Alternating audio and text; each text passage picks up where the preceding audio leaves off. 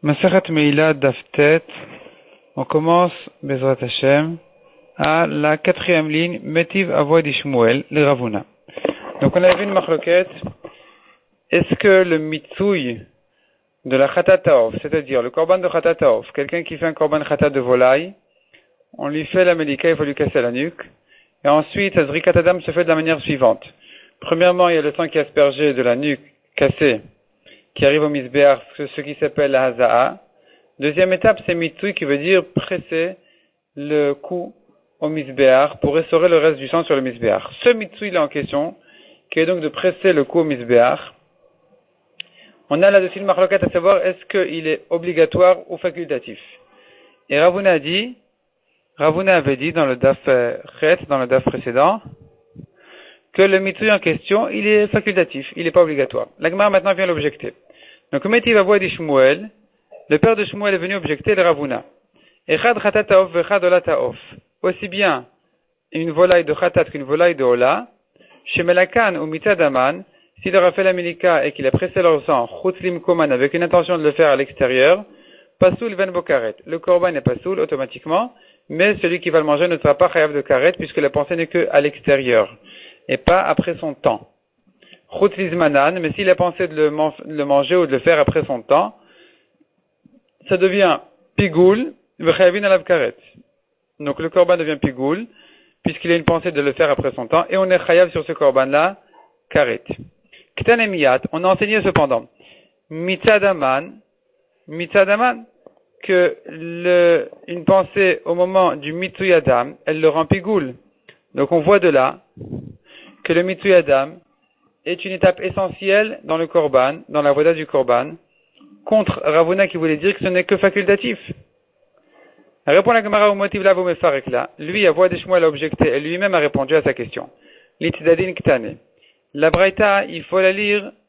L'itidadin ktane, ça veut dire que quand on a dit mitsui, quand on a dit qu'une pensée au moment du mitsui, ça rend pas soul, au moment donc où il a pressé le sang, ça ne se rapporte pas sur toute la braïta, que sur un côté de la braïta. L'itidadin ktane. La braïta, il faut la partager en deux côtés. Il y a Khatat Taof et il y a Ola Taof.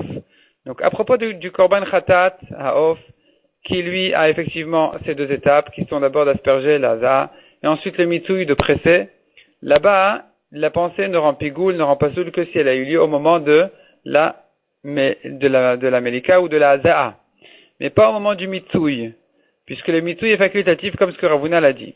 Ce qu'on a dit qu'une pensée au moment du mitsui le rend pas soul, ou pigoul, ça ne se rapporte que sur Ola Taof. Si c'est un korban de Ola, ici, puisqu'il n'y a pas de haza du tout, dans la Ola Taof, il n'y a pas de haza, il n'y a que le mitsui, donc on n'asperge pas son sang, simplement on presse son cou au misbéar. Là-bas, ça devient une izrikat adam, une étape essentielle du korban, et pas facultative, et donc effectivement, à ce moment-là, il y aura les pensées peuvent rendre le korban pigoul. Goufa. Tana de Rabbi Ishmael. La Gemara ramène la braïta de la yeshiva de Rabbi Ishmael qui a été cité dans le daf précédent. She'im nish'ar badam. 3 mots, c'est toute la braïta. Donc, la braïta de Rabbi Ishmael voulait expliquer le pasuk qui disait Ve'a nish'ar badam. Ce qui reste du sang sera pressé au misbéach. C'est pas que c'est obligatoire, mais s'il en reste, il faudra le presser au misbéach. Demande à Gemara, est-ce que Rabbi Ishmael pense vraiment que c'est facultatif? Le mitouille, il est facultatif. Ve'atana de Rabbi Ishmael. Pourtant, on a une autre braïta de Rabbi Ishmael qui dit Hatam, qui dit ailleurs, Shiraim me'akvin. Les restes du sang sont me'akvin, ils sont obligatoires, sans eux, le korban n'est pas terminé. Ve'amar Rafapa explique de quoi il s'agit là-bas. Mitsui chatataof et kabenayu. La marloquette à savoir est-ce que les restes, ils sont me'akvim ou pas me'akvim, ils sont obligatoires ou facultatifs. De quel cas il s'agit? Il s'agit de Khatat Haof. Donc justement, Khatat Haof, donc une volaille de Khatat, qui, en première étape, on lui fait l'Aza, en deuxième étape, on lui fait le mitouï qui est de la presser au misbéach, pour sortir le reste de son sang au misbéach. Sur cette étape-là, donc de mitouï, on a la marloquette que selon Rabbi Ishmael, c'est obligatoire. C'est me'akev. Sans ça, le korban n'est pas terminé. Et donc, on a une contradiction dans la braïta de Rabbi Ishmael. Ici, on vient de voir ici on est en train de dire finalement que c'est obligatoire. Les restes sont obligatoires. on vient d'expliquer qu'il s'agit donc du mitsu. Donc le mitsu finalement il est obligatoire, alors que dans la braïta du daf précédent, on avait vu, qui a été cité ici, ramené ici aussi, que non, les restes, c'est que s'il en reste, mais c'est facultatif, c'est pas obligatoire. Répond la Gemara, Tre Tanev Aliba de Rabbi Shmuel. Effectivement, c'est une marlokat Tanaïm selon Rabbi Shmuel. Quel est l'avis de Rabbi Shmuel? Selon la première braïta, alors on a dit c'est facultatif. Selon la deuxième braïta, Rabbi Shmuel pense que même les restes, donc même le mitouille est obligatoire. Voyons la Mishnah suivante. Ola Ta'of, cette Mishnah, elle va citer beaucoup de korbanot d'un degré de Kedusha supérieur, donc des Kodesh Kodashim. Et dans chacun de ces korbanot là qu'on verra dans la Mishnah elle va se répéter dans tous les cas. Donc il y aura beaucoup de répétitions, puisqu'à chaque fois ça se rapporte en fait sur un autre korban. Et on verra que dans chaque korban il y a 3 étapes. La première étape, c'est depuis quand celui qui en profite il est chayav de Meila. La deuxième étape, c'est à partir de quand je dis que le korban il est déjà suffisamment kadosh pour devenir pasoul en cas de contact avec un tamé, par exemple, ou si la nuit est passée dessus. Et la troisième étape, c'est à partir de quand je dis que la avoda du korban est terminée, et que donc celui qui le mange, il serait chayav dans un cas de pigoul, de notar ou de tamé. Donc la Mishnah commence avec le korban Ola. Ola ta'of, une volaille de Ola. Moalin, depuis quand commence la meila de ce korban? Mishe ou Kdesha. Dès que quelqu'un a sanctifié, quelqu'un qui a pris un oiseau, il a consacré pour Ola, à partir de ce moment-là, celui qui en profite, il est chayav de meila. Nimleka, c'est la deuxième étape, dès qu'on lui a fait la milika, ce qui correspond en fait à la shrita par rapport aux oiseaux. Urshera, à partir de ce moment-là, Urshera li pasel betvulium, ou vimchusar kipurim. Donc si un tvulium l'a touché, ou un mechusar kipurim, c'est quelqu'un, le tvulium c'est quelqu'un qui s'est trempé au mikvé et la nuit n'est pas encore arrivée. Le mechusar kipurim c'est même si la nuit est arrivée, mais il n'a pas encore fait ses korbanot pour terminer sa purification. Donc, si eux l'ont touché, ça le rend pas soul. Ou Belina, si la nuit est passée aussi, ça le rend pas soul. Parce qu'on en est déjà à une deuxième étape de Gdusha, qui fait que il peut avoir un psoul en touchant un tevulium, un mechusar kipurim, ou si la nuit est passée. Un degré de Gdusha, c'est lorsque le korban était terminé. Pas forcément une question de Gdusha, mais c'est plutôt le korban est terminé. Quand est-ce que ça arrive? Donc, mitzadama, dès qu'il a pressé son sang au misbeach, puisqu'on a dit que dans l'ataof, il n'y a que ça, il n'y a que le mitsu, il n'y a pas de hasard, on n'asperge pas son sang, on ne fait que le presser au misbeach. Donc, mitzadama, chayavin alav, à partir de ce moment-là, on est chayav sur ce korban, mishum pigul notar vetame, en cas de psoul, de problème, de pigul notar vetame. Ou moalin, jusqu'à quand celui qui en profite, il est chayav de meila. Donc, c'est en fait une quatrième question qui sera traitée tout au long de la Mishnah. Jusqu'à ce que on sorte les cendres de cet oiseau-là de Ola Ta'of au Bet Adeshen. Bet Adeshen, ça veut dire dès qu'on a fait la Troumat Adeshen, donc qui est le prélèvement des cendres, puisqu'en fait ça se fait en 2 étapes. Le Kohen chaque matin il doit prendre une poignée de cendre et la mettre à côté du misbéach. Il y avait un est que ça s'avalait dans la terre, dans le sol immédiatement. Ça, c'est ce qui s'appelle Troumat Adeshen. Il y avait une deuxième étape qui est de sortir les tas de cendres du misbéach au Bet Adeshen. Et donc ici, notre Mishnah nous dit, à propos de la Ola Ta'of, que la Ola Ta'of, celui qui en profite, il est chayav de Meila, jusqu'à ce qu'elle soit brûlée complètement, la Ola Ta'of, et qu'on fasse le prélèvement des cendres. À partir de ce moment-là, la Samitzva était terminée, et donc celui qui en profite n'est plus chayav de Meila. Deuxième cas de la Mishnah, Parim Anisrafim ou Sirim Anisrafim. Donc un korban khatat de taureau ou de bouc qui doit être brûlé, qui n'était pas mangé par les Kohanim, il fallait le brûler, il fallait brûler sa viande. Donc effectivement, il y avait le sang qui était jeté au misbéach, il y avait les graisses qui étaient brûlées au misbéach, mais la viande, tout le reste du taureau, les os, la peau, la viande, tout, doit être brûlé à l'extérieur complètement du Beth Amikdash. Ces corbanotes-là, la Mishnah donc vient maintenant citer toutes leurs étapes qu'on a vues déjà. Moalin ben mishuk deshu. Dès qu'ils ont été consacrés, il y a celui qui en profite, il est chayav de Meila. Deuxième étape, nishratu. Dès qu'on leur a fait la shrita, alors à partir de ce moment-là, ils peuvent recevoir déjà un psoul en touchant un tamé. Urcheru. Lipasel betvulium, ou vimchusar kippurim, ou belina. Si un tvulium ou un mechusar kippurim les a touchés, ça ne le rend pas soul. Si la nuit est passée, il n'est pas soul. Troisième étape. Huza daman, dès qu'on a aspergé leur sang sur le misbéar, alors leur avoda était terminée, et donc, chayavin alel mishum pigul notar betame. Et jusqu'à quand on est chayav de meila, ou moalin ben bevet adeshen, lorsqu'on les a sortis à l'endroit où ils sont brûlés, donc c'est taureaux et c'est boucs, lorsqu'on les a sortis déjà à l'endroit où ils doivent être brûlés, si quelqu'un en profite, il est encore chayav de meila, ad chati chabasar, jusqu'à ce que leur chair se décompose complètement. Troisième cas, haola. Ici, il s'agit d'un korban ola de BMA, puisque le premier cas de Mishnah c'était de volaille, maintenant c'est une BMA. Donc, haola, un veau, un agneau, un mouton de ola. Premièrement, moalin ba mishuk desha, depuis le Ekdesh, on est chayav de Meila. Deuxième étape, nishrata, à partir de la shrita, urshara li pasel, betvulium, ou vimchusar kippurim, ou velina, ça devient pasoul en touchant tvulium, un mechusar kippurim, ou bien si la nuit est passée dessus. Troisième étape, mishin izrak dama, depuis la zrikat adam de ce korban-là, chayavin alav, celui qui le mange, il est chayav, mishum pigul notar vetame, si c'était pigul, ou si c'était notar, ou si c'était tamé. Quatrième étape, ve'en mo'alin beorot, donc, dans les pots, il n'y a pas de meila, aval mo'alin bassar, mais dans la viande, il y a un chiyuv de meila, celui qui en profite. Les pots sont distribués, sont donnés au kohanim, donc il n'y a pas de meila. La viande qui, puisque c'est ola, doit être brûlée au misbéar, donc celui qui en profite, il est chayav de meila, jusqu'à quand? Achetetsel et vet adeshen, jusqu'à ce que on fasse la troumat adeshen. Donc comme on a dit, une fois que sa mitzvah a été faite avec le prélèvement des cendres, c'est terminé, il y a celui qui en profite n'est plus chayav de meila. Quatrième cas. Chatat ve'asham ve'zivchesh al me'tibur. Donc ici on passe aux autres kodesh kodashim qui sont le korban chatat, le korban hasham et le korban shlamim communautaire. Il ne vient qu'à l'occasion de Shavuot et il est considéré comme un kodesh kodashim. Alors que le shlamim habituel, il n'est pas considéré comme un kodesh kodashim, mais comme un kodashim kalim, une kedusha légère. Notre Mishnah ne traite ici que les kodesh kodashim. Donc maintenant, ces derniers korbanot là qui sont Khatat Hasham et le shlamim communautaire qui vient à l'occasion de Shavuot, Moalin bel mishukdeshu, première étape, dès qu'on a été makdish, dès qu'on les a sanctifiés, celui qui en profite, il est chayav de meila. Deuxième étape, nishratu, après la shrita, urcheru li pasel, bitvulium, ou vimchusar kippurim ou belina. Donc ça devient pasoul en touchant le tuvulium, le mechusar kippurim, ou si la nuit est passée.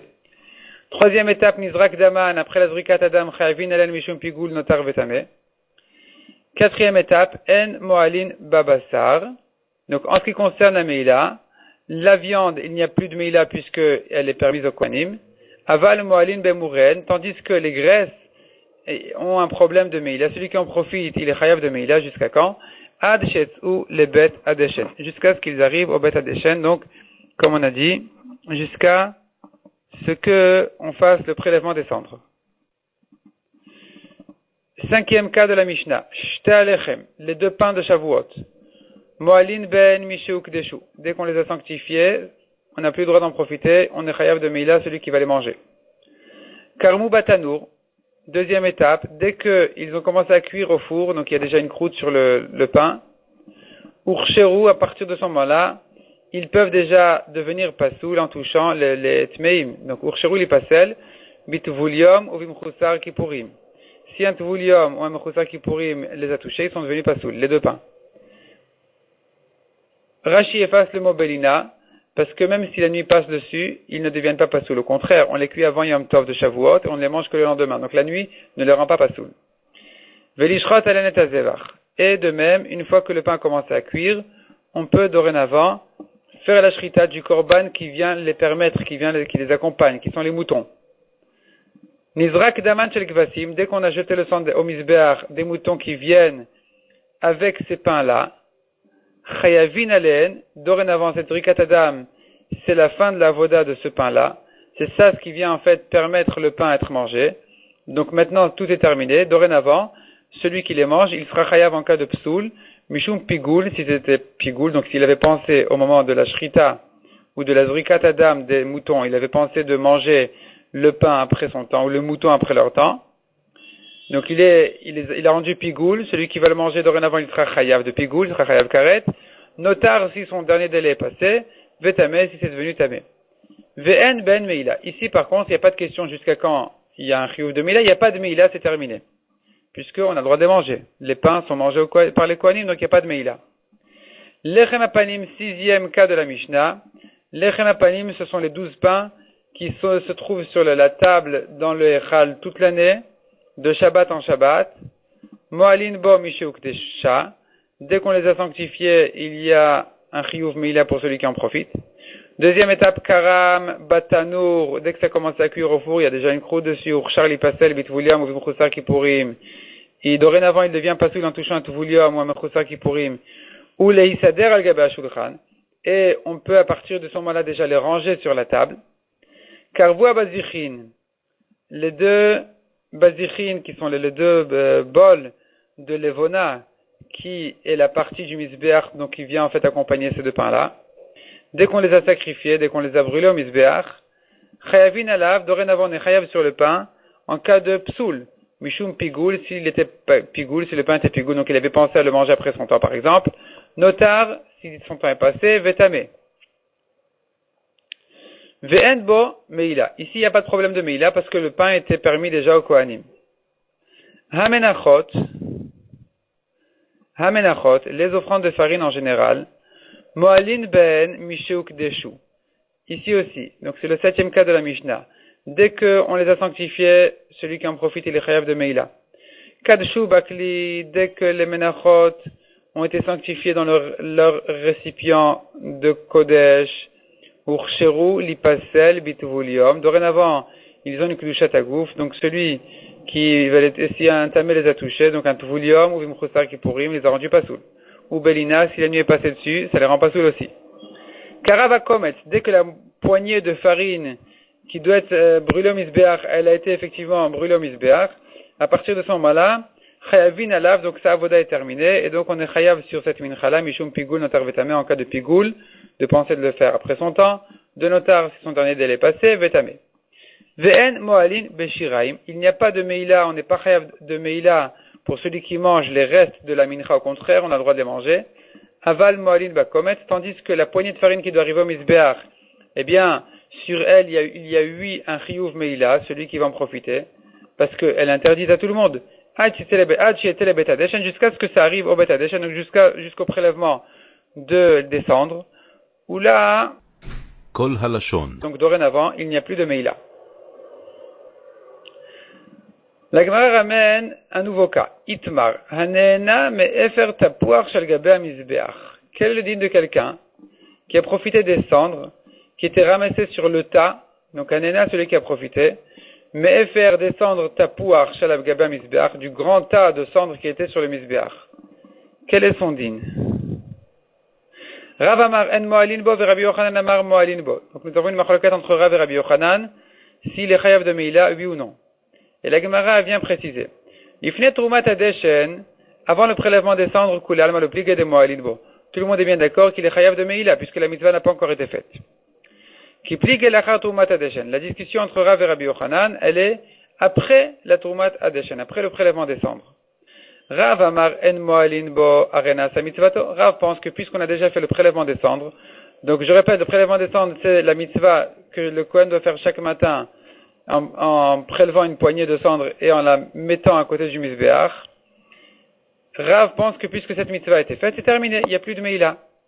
De Rabbi Yochanan amar, Rabbi Yochanan n'est pas d'accord avec ça. Il dit, c'est vrai que cette mitzvah a été faite, mais c'est pas la dernière mitzvah à faire. Kevan dichtiv elavash kohen midobad, puisque la pasuk dit que le kohen doit se vêtir des vêtements de keuna pour évacuer tout le tas de cendres, pour sortir le tas de cendres tout entier. Puisqu'il a besoin des bigdei keuna, des habits de keuna, pour sortir le tas de cendres. Donc, c'est pas, ici, on n'est pas en train de parler du prélèvement de cendres, on est en train de parler des restes des cendres, qui eux doivent aussi sortir du Beth Amikdash. Et eux, lorsque le Kohen, il les sort, il doit quand même avoir des bigdei keuna, plus simples, c'est vrai, mais au moins des bigdei keuna quand même. Des vêtements de keuna qui ont une gdusha, c'est la preuve que ces cendres-là ont encore gardé leur gdusha, et celui qui donc en profite, il sera chayav de meila. Ça, c'est la discussion entre Rav et Rabbi Yochanan. La Gemara veut ramener des preuves pour Rav, pour Rabbi Yochanan. Donc, en premier temps, la Gemara ramène la Mishnah qui dit, Nan, Moalin ben Ajetzetse, le Betadeshen. On a vu dans la Mishnah que il y a un chiyuv de Meila jusqu'à, donc tous les korbanot qui doivent être brûlés au Mizbeach, tout ce qui devait être arrivé au Mizbeach, on est chayav dessus jusqu'à ce que ça sorte au Betadeshen. Rashi explique, ici la Gemara elle sous-entend, elle comprend de cette Mishnah, de notre Mishnah, que même après le prélèvement des cendres, tant que c'est pas arrivé au Betadeshen vraiment complètement, donc qui est l'endroit où on sort les cendres définitivement, après le prélèvement des cendres, après la poignée qui a été prélevée, on sort tous les tas de cendres de temps en temps. Jusqu'à cette étape-là, il y a un chiyuv de Meila. C'est comme ça qu'on comprend de la Mishnah qui dit Moalin ben, il y a un chiyuv de Meila, Ajetetse, les Betadeshen, jusqu'à ce que les cendres sortent complètement à l'endroit où on les vide. On les sort du Bet Amikdash. Kacha les Rav, c'est une objection pour Rav qui dit que dès que le prélèvement des cendres a été fait, il n'y a plus de Meila. Amar Lecharav répond Rav, Achetera et les Betadeshen. Quand on dit Achetetse, c'est pas Achetetse. C'est pas jusqu'à ce que ça sorte vraiment, c'est jusqu'à ce qu'arrive le temps où il est possible déjà de les sortir au Betadeshen, c'est-à-dire depuis la Troumat Adeshen, depuis le prélèvement des cendres, où là, on peut déjà les sortir au Betadeshen. À partir de ce moment-là, il n'y a plus de Meila. On tourne la page, Métivé. Vechulan shepaku malgaba mizbeach. La Gemara ici ramène une Mishnah dans Zvachim. La Mishnah dans Zvachim nous dit les parties du Mizbeach, les parties qui doivent monter au Mizbeach. Donc dans certains cas, c'est par exemple la laine du mouton, la laine de la tête du mouton, la barbe des boucs. Toutes ces parties-là, a priori, si elles sont encore attachées à son corps, il faut les monter au Mizbeach. Si ça sautait du Mizbeach, si ces parties-là ont sauté du Mizbeach, lo yachzir. Il n'a pas besoin de les remettre au Mizbeach. De même, une braise qui a sauté du Mizbeach, elle est arrivée au sol de la Hazara, c'est pas la peine de la ramener au Mizbeach. Ha al-gaba Mizbeach, yachzir. On peut déduire de là que si ça sautait du feu du Mizbeach sur le Mizbeach à côté du feu, yachzir, il doit le remettre. Et la Gemara, elle entend de là, non seulement du feu, mais même du tas de cendres. Si c'est sorti, il faut le remettre. Donc, on voit de là qu'il a encore sa kedusha. Bishlam al Rabbi Yochanan nicha. Selon Rabbi Yochanan, on comprend qu'on voit ici qu'il y a encore la kedusha. Donc, si c'est sorti, même si c'était...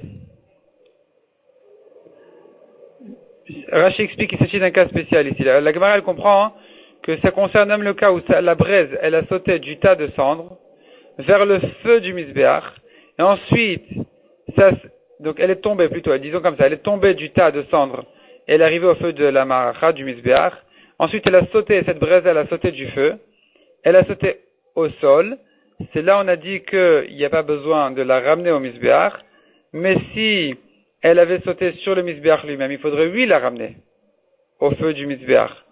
Donc on comprend de là que malgré qu'en réalité au départ c'est sorti des cendres, elle a encore sa kedusha. Donc selon Rabbi Yochanan, on a d'ici une preuve effectivement que même le tas de cendres il a gardé sa kedusha. Et là le Rav Kasha, mais selon Rav qui dit que dès qu'on a fait le prélèvement c'est terminé, il n'y a plus de kedusha. Alors on a une Kasha d'ici, ici on voit que c'est pas comme ça, on voit que la braise, si elle est tombée du feu, la braise qui est passée donc du tas, qui est tombée du tas au feu, et elle a sauté du feu au sol de la Hazara, c'est là où j'ai pas besoin de la ramener au Mizbeach. Mais si elle avait sauté du feu du Mizbeach au côté du feu, donc sur le Mizbeach lui-même, sous-entendu, il faudrait, oui, la ramener. C'est une cachette pour Rav qui considère qu'il n'y a plus de Gdusha dans tout ce qui se trouve dans le tas des cendres, même les braises. Répond la Gemara, non, il faut faire la différence entre les cendres et les braises. Amar lecharav, shani gacheled. La braise est différente de itbe machasha. Parce que la braise, c'est un morceau, c'est pas des cendres. Et donc, c'est un morceau de bois brûlé. Donc ici, c'est différent. Dans ce cas-là, on dit qu'il y a encore de la kedusha. Celui qui en profiterait, il serait chayav de Meila. C'est que dans les cendres que Rav a dit qu'il n'est pas chayav de Meila. Ika de Amarla le Argisa. La Gemara ramène maintenant une deuxième version. Donc, Ika de Amarla, il y en a qui disent, qui citent donc cette déduction de la Mishnah, le Argisa dans l'autre sens. Au contraire. Ta'ama mishum gachelet de itbe mashasha. La raison pour laquelle il faut la ramener, c'est que parce que c'est une braise, qui est un morceau qui est important. Ha-efer, delet be mashasha. Mais les cendres, qui n'ont pas de mamachout, ils sont pas importants, ce sont des cendres déjà décomposées. Même si ça sautait sur le misbeach lui-même, en moalinbo. J'entends de là qu'il n'y a pas de meila. Bishlam al Rav Nicha, el Rabbi Yochanan Kashia. Selon Rav, ça va bien, parce que Rav, effectivement, il pense que dans les cendres, il n'y a plus de meila. Mais selon Rabbi Yochanan, qui considère qu'il y a encore de la meila, pourquoi on a parlé de braise? On devrait parler même de cendres. Amar lecha Rabbi Yochanan. Répond la Gemara. Ou adin dafilu efer. Effectivement, les cendres aussi, il y aurait un chiyuv de meila. Et voici la raison pour laquelle on a quand même enseigné une braise, c'est pour nous apprendre que même la braise qui a de la mamachout, qui est un morceau, si elle a sauté au sol de la zara complètement du misbeach, là il n'y a pas besoin de la ramener. Mais effectivement, si la braise a sauté sur le misbeach lui-même, il faudrait la ramener, non seulement la braise, mais même les cendres, selon Rabbi Yochanan qui considère que les cendres ont encore leur gdusha. Itmar. La Gemara ramène un nouvel enseignement, une nouvelle halacha. Anena mi besar koche kadashim lifnei zrikat damim. Celui qui a profité de la viande des korbanot de koche kodashim, du chat supérieur, avant la zrikat adam, donc la viande est encore interdite. Parce que c'est que la zrikat adam qui permet la viande de kohanim.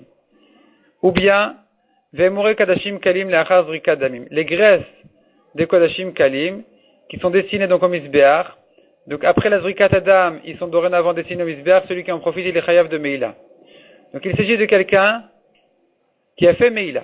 Il est chayav de meila. Donc le chiyuv meila, en fait, il comprend deux choses. Premièrement, il faut amener un korban, hacham meilot. Un korban hacham pour celui qui a profité du hekdesh. Deuxièmement, il faut rembourser son profit. La question ici se pose, laissons le hacham de côté. À qui il rembourse son profit? À qui il le donne? Donc le hacham, évidemment, il doit l'amener, il n'y a pas de problème. Mais à qui il doit payer ce profit-là? Rav Amar Mashenena Yiplu Lindava. Selon Rav, ce qu'il a profité va arriver. On en fait donc des korbanot nedava, des korbanot ola tibour. Velevi Amar Yavi d'avoir shekouler la misbeach. Lévi n'est pas d'accord avec ça. Lévi pense qu'il faut en faire quelque chose qui est totalement destiné pour le misbeach. Pas comme un korban ola qui a quelques parties qui ne sont pas pour le misbeach. Par exemple, la poêle est donnée au kohanim, et encore d'autres parties qui ne sont pas pour le misbeach. Ici, pense Lévi, il faut en faire quelque chose qui est complètement pour le misbeach. Rashi explique qu'il s'agit d'ektoret. D'ailleurs, c'est la braïta que la Gemara va ramener immédiatement. Tanya Kevate de Lévi. La Gemara maintenant donc ramène une braïta qui renforce les paroles de Lévi, et qui dit, Meila zulechan olechet. Cette Meila là en question, donc ce profil-là, à quoi c'est destiné? Pourquoi on la donne? Halemedin lifnei chachamim omrim. Les élèves qui étudient devant les chachamim disent, Yavi davar shekulo la misbeach. Il doit en faire un korban qui est totalement pour le misbeach. Maïniu ktoret. De quoi il s'agit d'ektoret? Donc ça, c'est une braïta qui renforce Lévi. C'est les médines en question, ces élèves-là des chachamim qui disent ça. Selon Rashi, c'est Lévi lui-même. Mais simplement, on a quand même d'ici une preuve pour Lévi, parce que Lévi l'a dit au nom de Rabbi. Donc ici, on a une braïta qui a été dite au nom de Rabbi, qui pense comme Lévi. Donc c'est la preuve pour Lévi. Selon Tosfot, par contre, on ne peut pas expliquer ici que les Médine Lifnei Chachamim, il s'agit de Lévi lui-même, parce qu'on ne peut pas amener une preuve pour Lévi de Lévi lui-même. Donc il faut dire que c'est quelqu'un d'autre.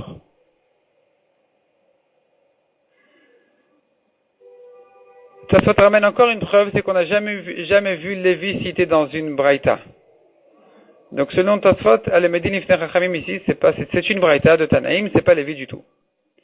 La Gemara ramène maintenant une preuve pour Rav.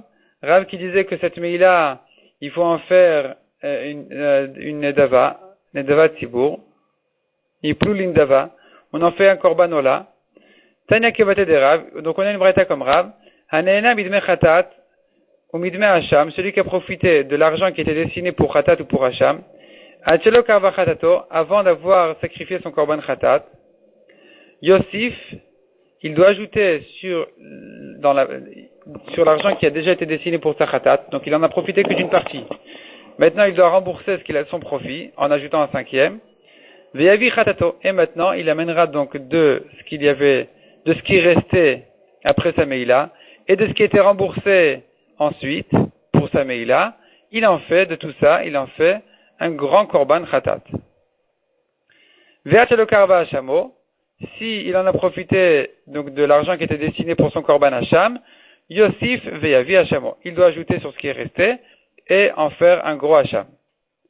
Karav khatato. Si par contre son korban khatat a déjà été sacrifié, ici, qu'est-ce qu'il va faire de l'argent de la meila? Yelchou leyam amelach. Il doit décomposer l'argent dans une mer salée.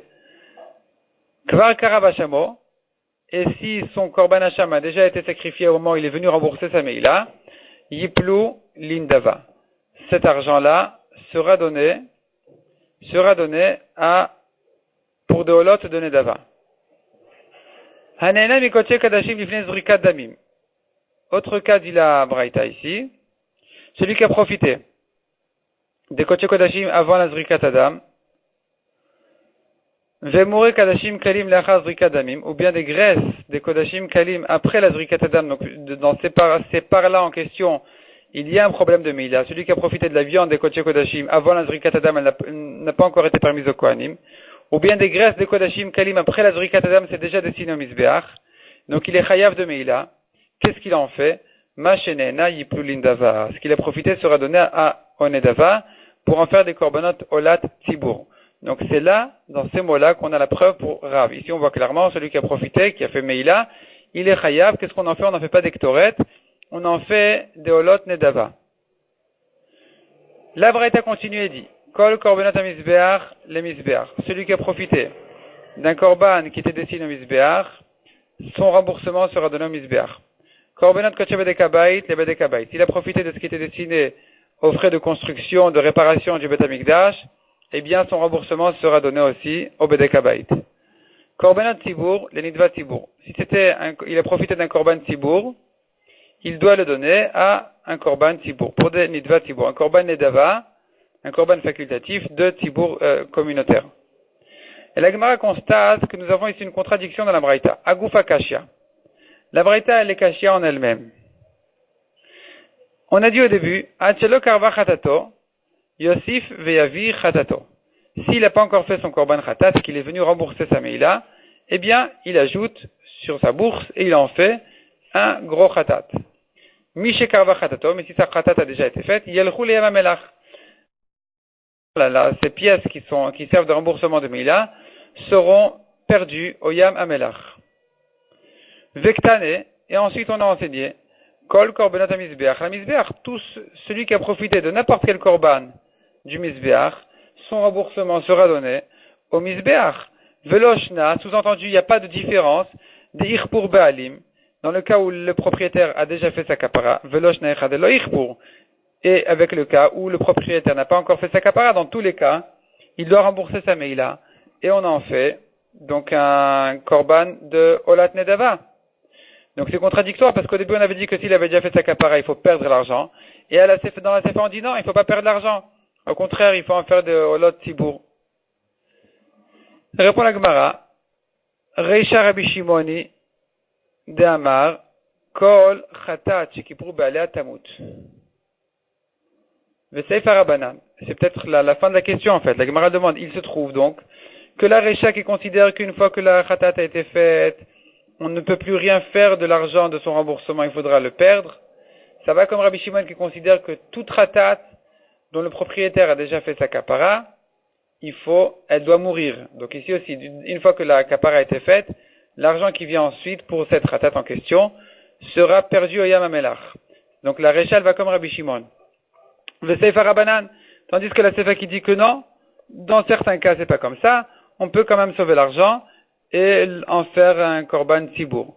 Donc ça va comme Rabanan, pas comme Rabbi Shimon, parce que selon Rabbi Shimon, il faudrait perdre d'argent puisque finalement la ratat a été faite. Et selon Rabbi Shimon, on a dit que dans tous les cas, il n'y a plus rien à faire, on doit perdre l'argent. La Gemara confirme effectivement, Amarav Gvia de Bekatil, les Ravashi, Achi Amarabaye, donc Rav Gvia dit Ravashi, ainsi a dit Abaye, Recha Rabbi Shimon, Vesefa Rabanan. Effectivement, la Recha pense comme Rabbi Shimon que dès que la khatat a été faite, c'est terminé, on ne peut plus rien faire. Donc si dans un cas par exemple où il avait consacré un korban khatat et il avait même un deuxième khata devant lui, s'il a fait une des deux, la deuxième doit mourir. De même ici, quand il a fait sa khatat, donc quand je dis quand il avait deux devant lui, c'est évidemment lorsque les deux ont été consacrés pour la même avéra. Donc dès qu'il en a fait une, la deuxième doit mourir. Ici aussi, dès que la khatat a été faite, l'argent sera perdu au Yam HaMelach. Ça c'est selon Rabbi Shimon. Tandis que selon Rabbanan, c'est pas comme ça. Selon Rabbanan, il peut encore faire de l'argent un korban. On ne perd pas l'argent, il peut en faire encore un korban olat tzibour.